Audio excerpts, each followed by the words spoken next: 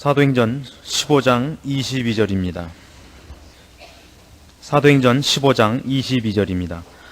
이에 사도와 장로와 온 교회가 그 중에서 사람을 택하여 바울과 바나바와 함께 안디옥으로 보내기를 가결하니 곧 형제 중에 인도자인 바사바라 하는 유다와 실라더라. 그 편에 편지를 붙여 이르되 사도와 장로된 형제들은 안디옥과 수리아와 길리기아에 있는 이방인 형제들에게 문안하노라. 들은즉 우리 가운데서 어떤 사람들이 우리의 시킨 것도 없이 나가서 말로 너희를 괴롭게 하고 마음을 혹하게 한다 하기로 사람을 택하여 우리 주 예수 그리스도의 이름을 위하여 생명을 아끼지 아니하는 자인 우리의 사랑하는 바나바와 바울과 함께 너희에게 보내기를 일치 가결하였노라. 그리하여 유다와 실라를 보내니 저희도 이 일을 말로 전하리라. 성령과 우리는 이 요긴한 것들 외에 아무 짐도 너희에게 지우지 아니하는 것이 가한 줄 알았노니 우상의 제물과 피와 목매어 죽인 것과 음행을 멀리 할지니라. 이에 스스로 삼가면 잘 되리라. 평안함을 원하노라 하였더라. 29절 말씀까지 묵도겠습니다. 초대교회에 처음으로 들이닥쳤던 가장 큰 교리적인 어려움, 구원을 얻는 것이 믿음만으로냐 아니면 우리가 해야 할 어떤 율법적, 행위적 조건이 필요하냐 하는 문제를 인하여 예루살렘에서 첫 공의회가 열리고 여기에서 구원을 얻는 조건으로서는 어떤 것도 필요치 않다. 오직 하나님의 은혜로 그리스도 예수 안에서 구원을 얻는다 하는 것을 확인하였다. 이렇게 말씀을 드렸습니다. 그리고 신자된 자들에게 세 가지 금령을 주었는데 우상의 더러운 것과 음행과 피, 이 세 가지를 피하도록 권면을 받았다 그랬습니다. 그러나 이것을 지키는 것이 구원의 조건이 아니고 구원을 얻은 자이기 때문에 요구됐던 이웃을 위한 또 불신자를 위한 덕과 절제의 기준에서 세워진 것이라 그랬습니다. 그래서 제가 이렇게 극단적인 표현을 썼습니다. 구원을 얻어 천국을 가는 문제에 있어서는 이 세 가지를 다 틀려도 괜찮다 그랬습니다. 그리고 지난주에 집에 돌아가자 전화가 몇 통 왔죠. 사실입니까? 이렇게 된 겁니다. 전화를 하신 분들의 저희는 단 하나죠. 마음 놓고 이런 짓을 하고 싶다 이건데 여기가 바로 이 문제가 걸린 김에 우리 신앙인들이 가장 많이 오해하고 틀리고 있는 부분이기 때문에 이 부분을 분명히 하고 넘어가야 되게 생겼습니다. 신자에게 요구하는 거룩, 신자에게 요구하는 여러 가지 신자이기 때문에 요구받고 있는 많은 것들이 어떤 차원에서 요구받고 있는 것이냐 하는 것입니다. 지난주에 말씀드린 것과 같이 이웃을 위한 것이고 형제를 위한 것이냐, 단순히 그것만을 위한 것이냐, 그렇지는 않습니다. 자기 자신을 위한 것도 있습니다. 근데 이게 왜 자꾸 혼동이 되느냐 하면 구원이 무엇인가 하는 데서 자꾸 혼동하기 때문입니다. 하나님이 우리를 하나님의 자녀 삼으시고 하늘나라에 우리를 초대하시며 영원한 기업의 후사로 부르셨다는 것이 무엇인지를 뜻밖에도 많은 교인들이 오해하고 있기 때문에 이런 대목을 말씀드릴 때마다 적지 않은 혼란을 야기시키게 되는 것을 보게 됩니다. 제가 지난주에 말씀드렸던 건, 그리고 예루살렘 공의회가 모였던 첫 번째 회의의 중요한 안건은 구원의 조건에 관한 것뿐이었습니다. 성화에 관한 문제가 아니라 구원의 조건, 구원의 조건에서는 우리 쪽에서 아무리 더러워도, 아무리 못났어도, 아무리 미련해도 우리와 상관없이 우리를 사랑하시고 은혜 베푸시기를 기뻐하시는 하나님 당신의 은혜와 긍휼과 자비와 사랑을 따라 예수 그리스도 안에서 값없이 구원을 얻는다 하는 것을 확정한 회의였던 것입니다. 구원을 얻는 조건에서 보면 우리가 얼마나 음란하다든가 방탕하다든가 미련하다든가 부도덕하고 불결하다 할지라도 구원을 얻는 조건에서는 이 문제들이 전혀 우리를 방해할 수 없다 하는 것을 확인한 회의였던 것입니다. 문제는 구원을 얻은 자로서 무엇을 목표하며 어떻게 살아야 하느냐가 아니라 구원을 얻는 조건에 관한 문제였단 말입니다. 그래서 종종 어떤 문제가 생기느냐 하면 구원을 얻는 문제에 있어서는 우리에게 아무런 조건도 요구되지 않고 우리가 아무리 미흡하고 더럽고 모자라도 괜찮다라고 은혜를 강조한 것이 종종 신자들로 하여금 그러면 이제부터 만고 땡이네요 하는 식의 그 혼란을 야기케 된다 이겁니다. 로마서 6장으로 가시면 바로 이 문제가 사도 바울에 의해서 자세히 제기되고 설명되는 것을 만납니다. 로마서 6장 1절입니다. 그런즉 우리가 무슨 말하리요? 은혜를 더하게 하려고 죄에 거하겠느뇨? 그럴 수 없느니라. 죄에 대하여 죽은 우리가 어찌 그 가운데 더 살리요? 무릇 그리스도 예수와 합하여 세례를 받은 우리는 그의 죽으심과 합하여 세례 받은 줄을 알지 못하느뇨? 그러므로 우리가 그의 죽으심과 합하여 세례를 받음으로 그와 함께 장사되었나니 이는 아버지의 영광으로 말미암아 그리스도를 죽은 자 가운데서 살리심과 같이 우리로 또한 새 생명 가운데서 행하게 하려 함이니라. 이 로마서 6장에서 제기한 사도 바울이 스스로 먼저 제기한 1절의 질문이 중요합니다. 이 로마서 이 6장에 이르도록 그 앞부분에서 전체적으로 무슨 주제를 다루느냐 하면 사람이 어떻게 구원을 얻는가? 우리가 내어놓는 아무런 조건 없이 자격을 심사함이 없이 오직 믿음으로 은혜로 값없이 구원을 얻는다는 것을 계속 강조해 옵니다. 그러자 무슨 문제가 야기되느냐 하면 그러면 은혜를 받기 위해서는 아무것도 안 하고 놀아야 되네요 라는 질문이 나오더라 이거죠. 그래서 여기서 이제 사도 바울이 6장 1절에서 하는 것 같이 은혜를 더하게 하려고 죄에 거하겠느냐 라는 질문을 던집니다. 그리고 이렇게 답합니다. 구원이라는 것은 더러운 것을 씻는 작업이 전부가 아니다 라는 것으로 답을 합니다. 제가 이 부분에 관하여 예전에도 이런 예를 드렸습니다.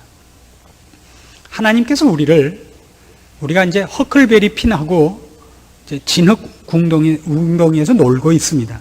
옷도 더럽고 몸도 더럽고 세수도 안 하고 물론 이빨도 안 닦고 뭐 발을 닦은 적도 없고 뭐 더럽게 놀고 있는데 하나님께서 우리를 귀한 파티에 우리를 부르셨습니다. 그 귀한 파티에 가려면 우선 좋은 옷을 입어야 되고 좋은 옷만 입으면 되는 것이 아니라 그러려면 몸도 깨끗이 씻고 단장을 해야 됩니다. 그래서 놀고 있는 우리를 붙잡아내서 깨끗이 씻고 좋은 옷을 입혀주셨습니다. 그러니까 이제 허클베리 핀하고 우리가 생각하기를 야 가만히 놀고 있고 진흙구덩이에 앉아 있었는데도 공짜로 불러내서 씻기고 좋은 옷을 입혀주는구나. 잘됐다. 또 가서 그러면 또 새 옷을 입혀주겠지. 또 가서 더럽히면 또 새 옷을 입혀주겠지. 그렇게 생각하는 것과 같다 이겁니다. 생각해봐라. 너희를 그 진흙 웅덩이에서 꺼내서 씻고 좋은 옷을 입힌 것은 너희로 좋은 파티에 가게 하려고 한 것이지 웅덩이에 들어가면 또 새 옷 주고 또 새 옷 주고 새 옷 주면 너희 더럽히고 이거 쳇바퀴 돌자고 너희를 깨끗이 한 것이 아니지 않느냐? 4절입니다.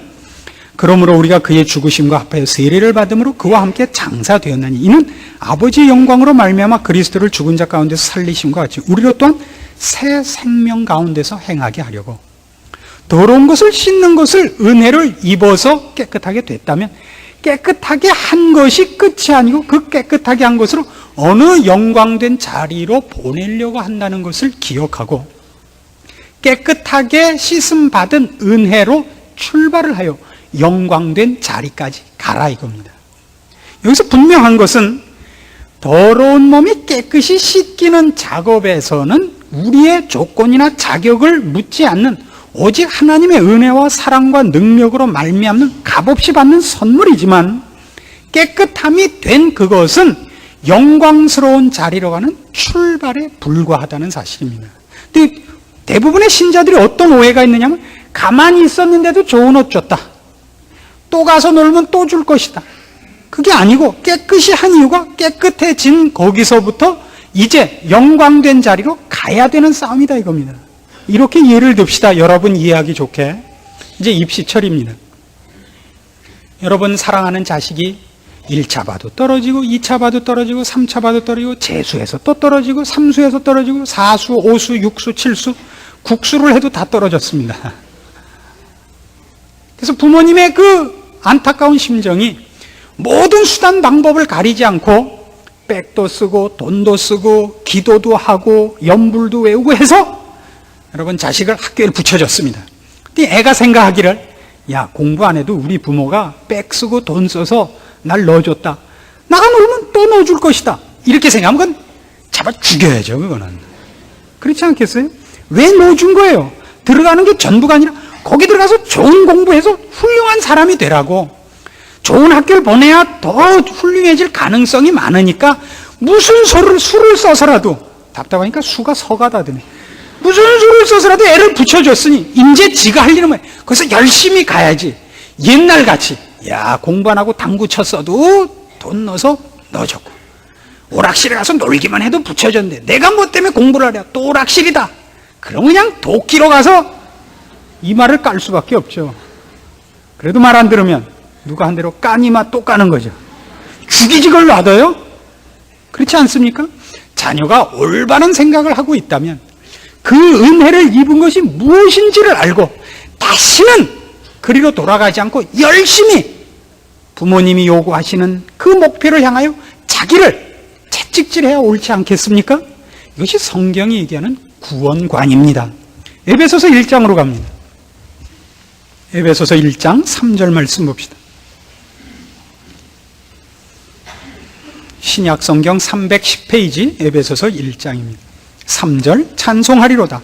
하나님 곧 우리 주 예수 그리스도의 아버지께서 그리스도 안에서 하늘에 속한 모든 신령한 복으로 우리에게 복 주시되 곧 창세전에 그리스도 안에서 우리를 택하사 우리로 사랑 안에서 그 앞에 거룩하고 흠이 없게 하시려고 그 기쁘신 뜻대로 우리를 예정하사 예수 그리스도로 말미암아 자기 아들들이 되게 하셨으니 이는 그의 사랑하시는 자 안에서 우리에게 거저 주시는 바 그의 은혜의 영광을 찬미하게 하려는 것이라. 자, 구원의 목표를 보세요. 우린 자꾸 어떤 실수를 하냐면 구원이 이루어진 출발선을 전부로 보는 오해가 많은 것입니다. 4절 보세요. 창세전에 그리스도 안에서 우리를 택하사 우리로 사랑 안에서 그 앞에 거룩하고 흠이 없게 하시려는 것이 궁극적인 목표입니다. 하나님 앞에 우리가 거룩하고 흠이 없게 영광된 수준에 이르러 서야 됩니다. 그걸 가능케 하기 위하여 우리를 저 죄인 됐던 자리에서 영벌을 받아 마땅한 자리에서 우리를 씻어내셨습니다. 거기서 우리 몸이 씻기워진 것이 전부가 아니라 이제 거기서부터 출발하여 이 자리, 하나님 앞에 거룩하고 흠이 없게 서는 자리로 가야 됩니다. 이 싸움이 우리 앞에 있습니다. 우리는 자꾸 깨끗하게 씻김을 받은 그것이 은혜로 됐다는 것 때문에 거기서 쳇바퀴를 돌 결심을 해버리는 것입니다. 그것이 우리에게 요구하고 있는 궁극적인 목표로 가야 될 남은 신앙생활이 있다는 것을 놓칩니다. 남은 신앙생활.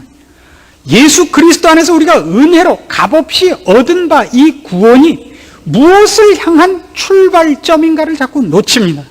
우리는 시작해야 되는 사람입니다. 대학에 들어간 사람과 대학에 안 들어간 사람은 누가 공부 열심히 해야 됩니까? 들어간 사람이 해야 되죠. 공부하려고 대학 들어간 거니까. 대학 안 들어가고 진학을 포기한 사람은 그때부터 뭐 일을 하시든가 놀든가 밖에 없죠. 공부를 더 할 필요 없죠. 목표가 다르니까요. 하나님이 우리를 그리스도 예수 안에서 구원하사 하나님의 자녀로 삼으신 것은 그 하나님의 자녀의 영광된 자리에 서게 하기 위해서입니다. 그 싸움이 우리에게 있습니다. 우리는 다 이제부터는 쉴 수 없고 게으를 수 없는 자들인 것입니다. 그래서 고린도전서 6장으로 가죠. 지난주에 말씀드렸던 그 세 가지 금령이 구원의 조건으로서는 절대 그 구속력을 가지지 못하지만 구원을 받은 자에게는 절대적인 구속력을 가집니다. 그것은 구원의 조건이 아닙니다만은 구원을 얻은 자에게서는 그 금령들과 저촉되는 생활을 해나갈 수 없게 됩니다. 고린도전서 6장 9절 말씀 봅시다. 불의한 자가 하나님의 나라를 유업으로 받지 못할 줄을 알지 못하느냐? 미혹을 받지 말라. 음란하는 자나 우상 숭배하는 자나 간음하는 자나 탐색하는 자나 남색하는 자나 도적이나 탐람하는 자나 술 취하는 자나 후욕하는 자나 토색하는 자들은 하나님의 나라를 유업으로 받지 못하리라. 잘 보세요. 우린 이것들이 구원의 조건이 아님을 압니다. 여기 지금 9절부터 10절까지 있는 것들을 행했다고 해서 구원을 못 받지 않습니다. 이것이 여러분을 하나님의 은혜를 방해할 수 없습니다. 그러나 구원을 받는 것은 여기에서부터 벗어나 이것과 정반대되는 거룩하고 하나님께서 기뻐하시는 자리로 이제 가기 위하여 여기서 벗어난 것입니다.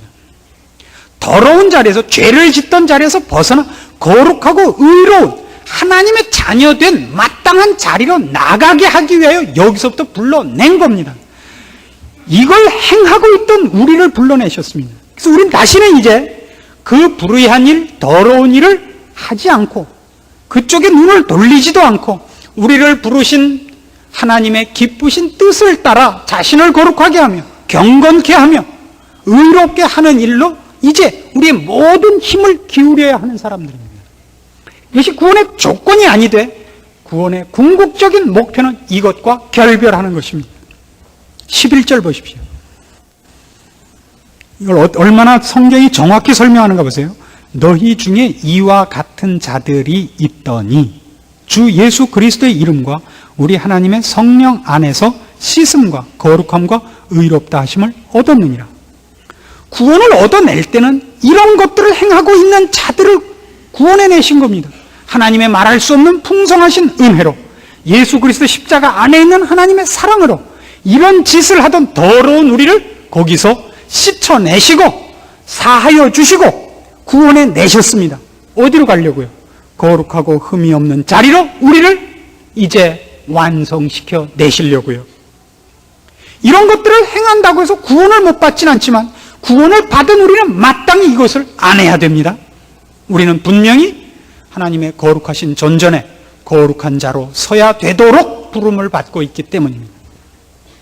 그래서 우리가 어떤 이웃을 만났을 때 그가 아무리 추악하고 더럽고 영적으로 반대되는 입장에 가 있다 할지라도 우리는 그가 구원을 얻는 일에 아무 조건도 달 수 없는 자임을 압니다.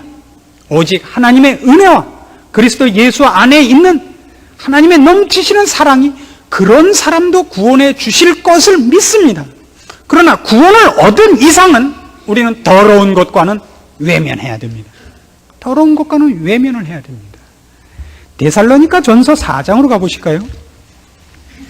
신약 성경 331페이지입니다. 데살로니가 전서 4장 3절부터 봅니다.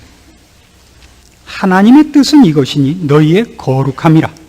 곧 음란을 버리고 각각 거룩함과 존귀함으로 자기 안에 취할 줄을 알고 하나님을 모르는 이방인과 같이 세욕을 쫓지 말고 일의 분수를 넘어서 형제를 해하지 말라. 이는 우리가 너희에게 미리 말하고 증거한 것과 같이 이 모든 일에 주께서 신원하여 주심이니라. 하나님이 우리를 부르심은 부정케 하심이 아니요 거룩케 하심이니 그러므로 저버리는 자는 사람을 저버림이 아니요 너희에게 그의 성령을 주신 하나님을 저버림이니라. 우리를 어디로 불렀다고요? 거룩으로 부릅니다. 우린 부정한 자였습니다. 그러나 하나님이 그리스도 예수 안에서 우리를 깨끗게 하셨습니다. 그리고 그 거룩의 완성으로 우리를 부르고 있습니다. 이것이 신자들이 그의 신앙생활에서 분명히 가져야 되는 기준이고 목표입니다. 신자다워져야 됩니다. 우리가 거룩을 향하여 가고 있음을 알아야 됩니다. 구원의 목표는 이게 아닙니다. 행복이 아닙니다. 그건 부수적인 겁니다. 구원의 분명한 목표는 거룩입니다.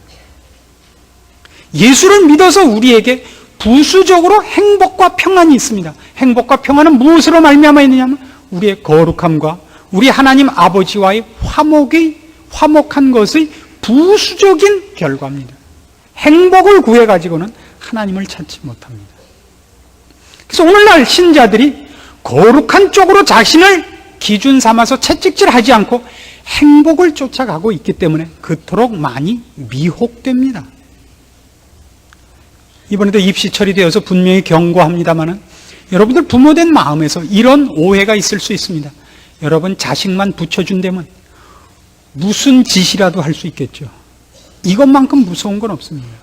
오늘날 가장 기독교 신앙에 큰 위협이 되는 건 무엇이냐 하면 하나님과 하나님의 기쁘심을 위해서는 내 목숨이라도 내놓겠습니다가 점점 없어지고 우리가 목숨을 무엇을 위해서 내놓을 수 있도록 바뀌었냐면 행복을 위해서라면 목숨을 버릴 수 있습니다로 바뀌어져 가고 있는 것입니다.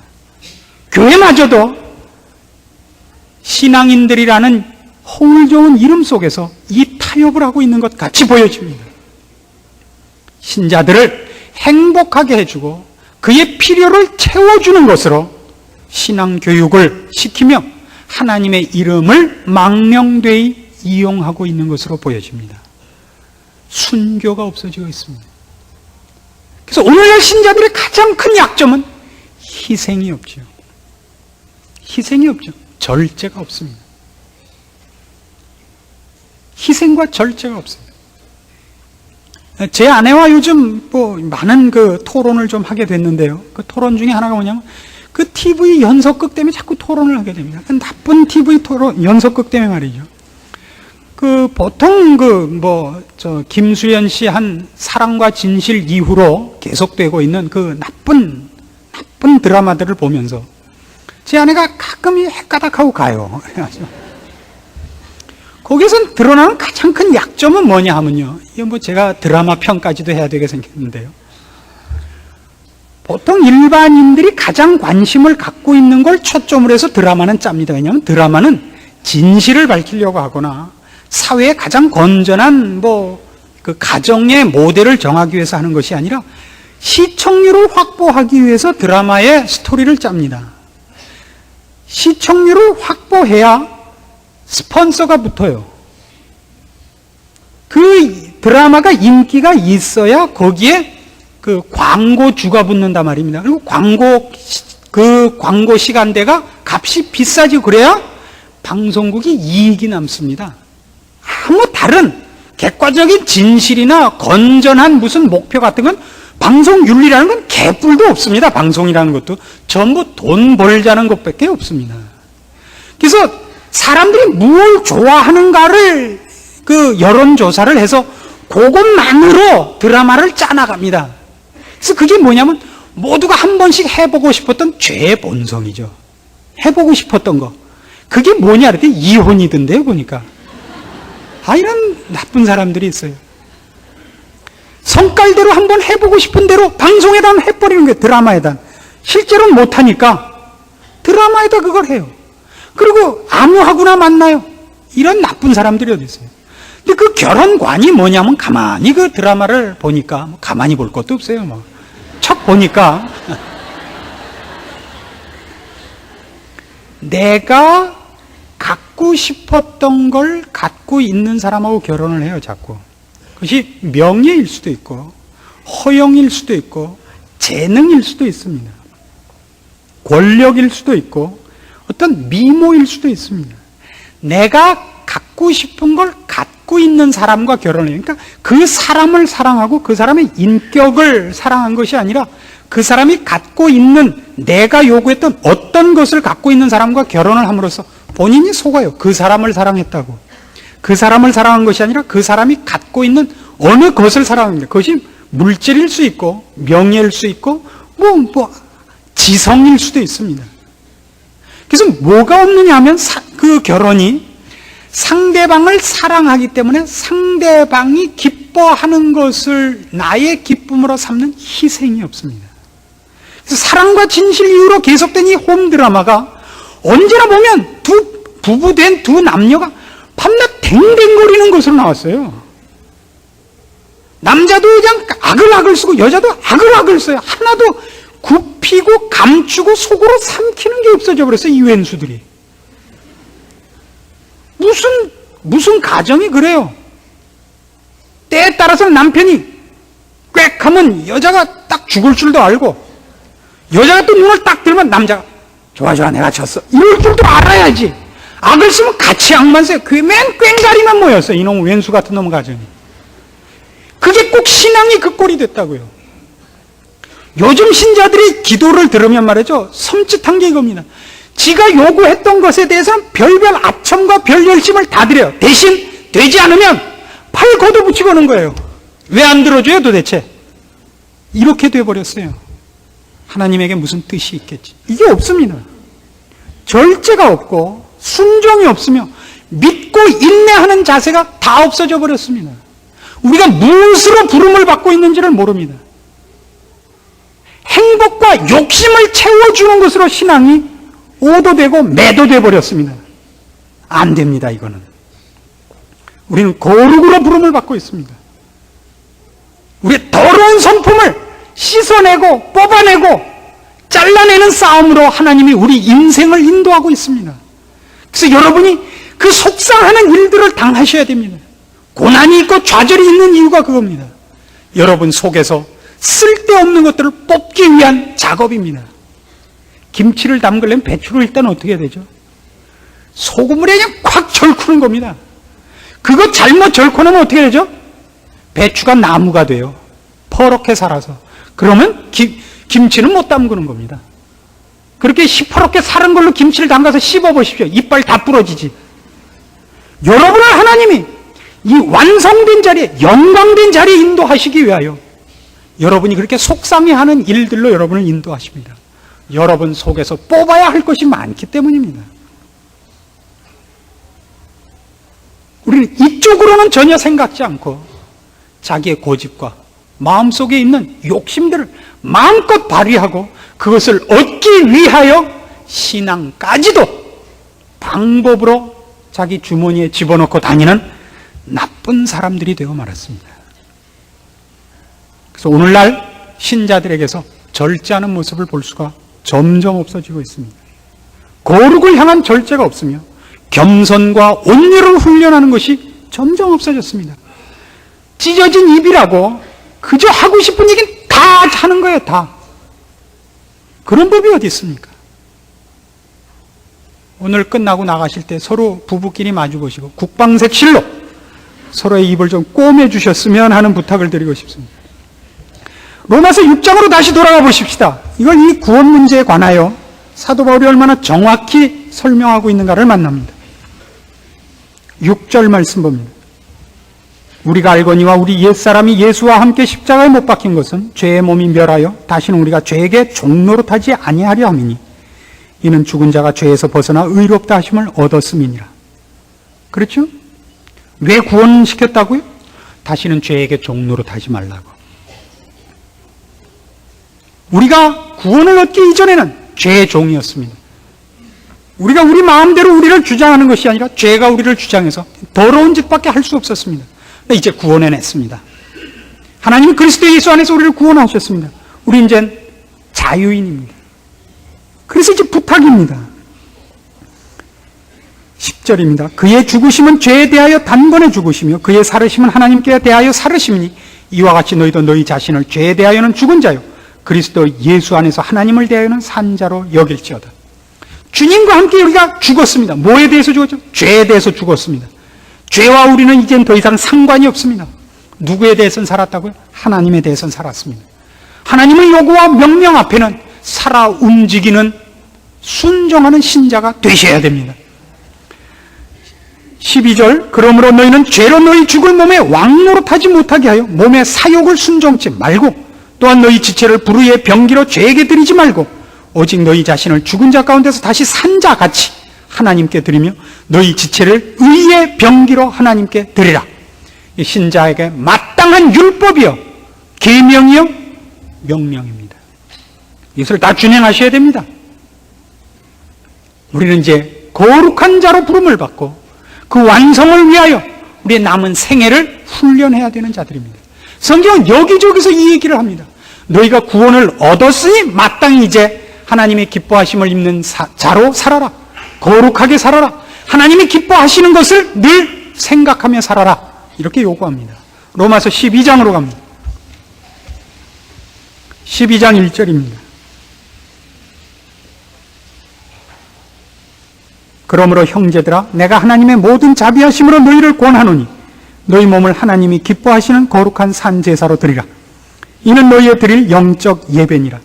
너희는 이 세대를 본받지 말고 오직 마음을 새롭게 함으로 변화를 받아 하나님의 선하시고 기뻐하시고 온전하신 뜻이 무엇인지 분별하도록 하라. 뭘로 제사를 드리라고요? 우리의 몸으로, 정신으로, 생각으로가 아닙니다. 여러분이 이제부터 살아나가는 이 삶에서 여러분의 모든 태도와 모습이야말로 우리가 어디를 향하여 무엇을 준비하고 있는 사람인가 가장 잘 나타나는 글씨입니다. 예수 그리스도께서 이 땅에 오셔서 사신 모든 것이 말씀이 육신이 됐다라고 표현한 것 같이 주님의 말씀뿐만 아니라 가르침뿐만 아니라 그의 삶의 모습, 형태 자체가 하나의 메시지였듯이 신자는 이제 그렇게 부름을 받습니다. 여러분이 어떤 치장을 하느냐, 어떤 옷을 입느냐, 어떤 표정을 짓느냐까지도 여러분은 하나님을 믿는 사람으로서의 하나의 증거들이 되는 것입니다. 너무 주렁주렁 달고 다니지 마시고 너무 이렇게 이상하게 하고 다니지 마십시오. 아담하고 건강해지십시오. 요즘 우리나라의 가장 큰 그 시험 중에 하나가 쾌락이 물밀듯이 밀고 들어온 겁니다. 돈의 위력이 점점 세지고 사람들이 이제 인생을 즐긴다는 좋은 표현으로 아주 나쁜 일들을 많이 하고 있습니다. 나이트클럽이 성행하고 있고 가보진 못했습니다마는 갔다 온 사람들이 저에게 유혹하기를 가면 몹시 재미있다고 하면서 입에 올릴 수 없는 흉측한 얘기들을 해주었습니다. 그걸 또 부부끼리 간다 그럽니다. 여자들 빨가벗고 나오는 데를 부부가 같이 간대요. 여러분 혹시 갈 욕심이 생겨도 남자들끼리 얘기입니다. 지금부터는 혼자 가십시오. 부인 데리고 가면 부인이 그날부터 남편을 사람 취급을 안 합니다. 그걸 왜 같이 갑니까? 혼자 가도 나쁜데 도대체 함께 가서 어떻게 하려고 그럽니까? 그리고 그런 꼴을 보고 온 다음에 사람이 사람에 대해서 어떤 생각을 가지겠습니까? 무슨 기대나 가능성을 가지겠습니까? 아니죠. 훨씬 마음에 처참함과 막대하고 싶은 더러운 생각밖에 가질 수 없습니다. 특별히 신자 여러분들도 이제는 대한민국 전체가 살만해졌으니까 여러분들도 경제적으로 여유가 있으리라고 생각합니다. 시간도 좀 있으리라고 생각합니다. 이것이야말로 심각한 싸움거리입니다. 여러분에게 있는 시간과 돈으로 경건을 연습하기 위하여 애를 쓰십시오. 저희 교회에 여전도회를 두지 않았습니다. 여러분들 잘 알다시피 저는 여자들이 설치는 걸 매우 싫어합니다. 여전도회를 두면 여전도회가 완전히 교회를 말아먹으니까 전 싫습니다. 평생 안 둘 각오입니다. 아직까지는. 그 대신 이렇게 요청했습니다. 저희 교회는 각 위원회가 있습니다. 예를 들면 구제위원회도 있고 전도위원회도 있습니다. 그 위원회 산하에 각 부서가 있습니다. 거기 집사님들, 서리 집사 이상 필수적으로 꼭 소속되셔야 되고 교우 여러분들도 그 부서에 개인적으로 꼭 소속하시고 참여하시기를 바랍니다. 그래서 여러분이 갖고 계시는 조금 여유 있는 시간과 조금 여유 있는 경제력으로 이제 복음을 전하는 일과 구제하는 일, 덕을 세우는 일, 거룩을 증거하는 일, 생명과 복음된 것을 증거하는 일에 여러분들 모두 심혈을 기울여 주시기를 부탁합니다. 찾아다닐 때가 너무나 많습니다. 우리가 도움을 줘야 될 때도 너무나 많습니다. 그래서 여러분을 어떻게 더 지도해 줬으면 좋겠습니까? 자기가 하려고 하지 않는 사람을 지도하는 방법은 없습니다. 올해까지도 별로 그것이 실효를 거두지 못했습니다. 교회에서 예산을 정합니다. 장학금, 구제금, 전도금 다 나옵니다만은 그것 이상으로 모이신 분들이 여러 군데 찾아다녀 보시고 또 요청을 받으셔서 교회에서 할 수 있는 건 교회에서 하고 그 외의 것들은 그 부서에 모이신 여러분들이 자치 회비를 내셔서 풍성하도록 그 일들을 하시기 바랍니다. 세상이란 그렇습니다. 공부가 그렇듯이 하려고 하면 끝이 없고 안 하려고 하면 할 게 없는 게 공부듯이 신앙생활도 하려고 들면 끝이 없고 안 하려고 들면 이게 어딘데요, 그죠? 주일날 여기 나온 게 재려고 들면 그것도 앞자리에라도 앉아보십시오. 아이고 이따 가다 저랑 악수라도 한번 해보십시오. 잴 게 이루는 말할 수 없이 많아 보입니다. 그러나 그렇지 않습니다. 세상이 우리를 향하여 헛된 것과 더러운 것을 요청하는데 우리가 수세에만 몰릴 문제가 아닙니다. 적극적으로 우리가 할 일이 있습니다. 할 일이 있습니다. 음행을 버립시다. 모두를 시험에 들게 하고 복음이 가려지는 일들을 우리가 제거하기 위하여, 그리고 우리가 믿고 있는 것이 무엇인가를 밝히기 위하여 우리 더 열심히 경건을 연습하십시다. 거룩하기로 하십시다. 그리고 힘을 다하여 여러분 가지신 것 더 많이 주의 나라와 사업을 위하여 애써주시기를 바랍니다. 저놈의 목사가 아주 교활하게 헌금을 내라 그러는구나 이렇게 생각이 드시면 딴 데다 내십시오. 딴 데다. 그리고 내는 것이 싫으면 어디 갖다 파묻으십시오. 세상을 향하여 쓰지 마십시오.